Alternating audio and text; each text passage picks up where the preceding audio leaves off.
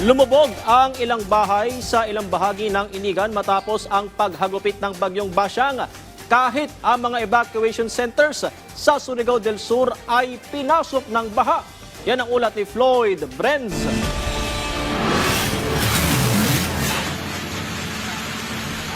Ilang bahagi ng bansa ang naapektuhan dahil sa bagyong Basyang, matinding pinsala rin ang iniwan nito para sa ilan nating kababayan. Sa unang video na ito, makikita na inaanod ang isang maliit na bahay. Wasak rin ang ilang bahay na ito at makikita sa video na halos hindi madaanan ang kalsada dahil din sa mga bumagsak na puno. Sa Surigao del Sur naman, hindi pinalagpas ng bagyong Basyang ang isang evacuation center na ito dahil pinasok ito ng tubig baha. Sa Bacolod naman, tumila man ang matinding ulan, halos umabot na sa bubong ang tubig baha.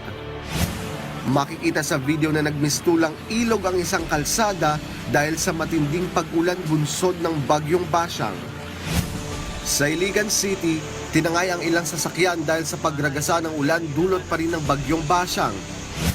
Sa Iligan pa rin, makikita sa drone shot na ito na lubog ang ilang bahagi ng nasabing lugar. Ito na ang itsura ng isang resort sa Iligan. Makikita kung paano pinatumba at inanod ang ilang puno. Patuloy pa rin ang hakbang ng pamahalaan para matulungan ang ating mga residente na labis na naapektuhan ng bagyong Basyang. Floyd Brenz para sa Pambansang TV sa Bagong Pilipinas.